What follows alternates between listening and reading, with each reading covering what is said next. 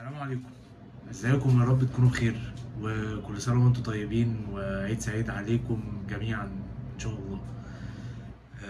الفيديو ده انا مش محضر حاجه بصراحه، مش حابب ان انا اتكلم في فكره عموما، حابب اتكلم عن حاجه شخصيه شويه. السلام عليكم. ازيكم؟ يا رب تكونوا بخير وكل سنه وانتم طيبين وعيد سعيد عليكم جميعا ان شاء الله.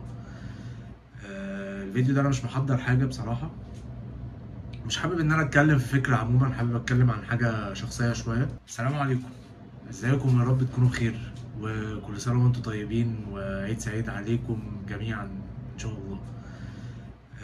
الفيديو ده انا مش محضر حاجه بصراحه، مش حابب ان انا اتكلم في فكره عموما، حابب اتكلم عن حاجه شخصيه شويه باذن الله، يعني في خلال ال3 شهور اللي جايين، لان هو المبلغ اللي انا محوشه مش هيقدر يقعدني اكتر من 3 شهور.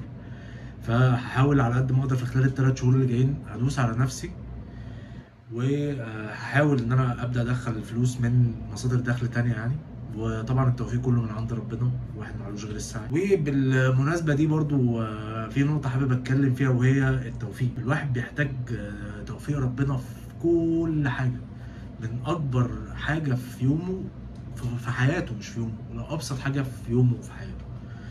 انت قرارك في شغلك بتحتاج توفيق من ربنا. ممكن تبقى دارس كل حاجه ومذاكر كل الخطوات اللي ممكن تتعمل، وعامل كل الريسيرشز اللي المفروض تتعمل، وكل حاجه بتقول لك ان الحاجه دي هتنجح، وربنا ما يقدرلكش ان هي تنجح.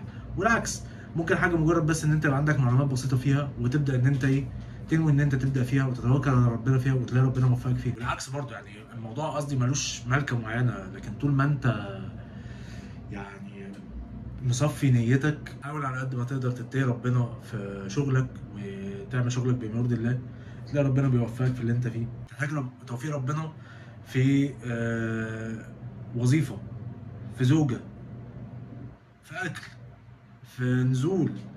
يعني لا قدر الله ممكن تنزل بدري ساعة يحصل لك مشكلة، تنزل متأخر ساعة يحصل لك مشكلة. كل ما بقعد أفكر في قصة التوفيق الإلهي ده، إن الواحد محتاج فعلا فعلا فعلا، يعني ممكن التوفيق الإلهي ده في الأفكار اللي بتجيلك.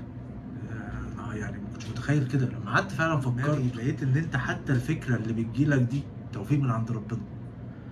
يعني بستغرب جدا الناس اللي ربنا يكرمها وتنجح في حياتها، ويطلع يقول لك أنا عملت، ده أنا النهارده بعمل $10,000 في الشهر، ده أنا النهارده قاعد في مش عارف ريزورت إيه، وعايش فين، وبسافر فين، وبروح فين، أنا تعبت وأنا سعيت ومش عارف إيه، وانا قدرت اعمل اللي انا ده، ويلغي يعني كأن الموضوع كله من اوله لاخره داير حواليه هو.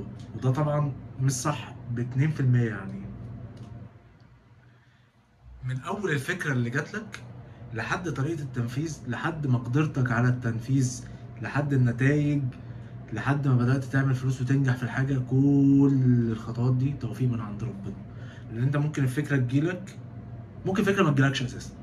يعني اول حاجه، لو انت مثلا جات لك فكره تبدا تعمل كونتنت ونجحت فيها، فانت تقول ده انا اللي فكرت، وانا اللي صورت، وانا اللي اتكلمت، وانا اللي جبت الفكره واللي اتكلم فيها، وانا اللي منتجت، وانا اللي عملت الاعلان، وانا اللي سويت.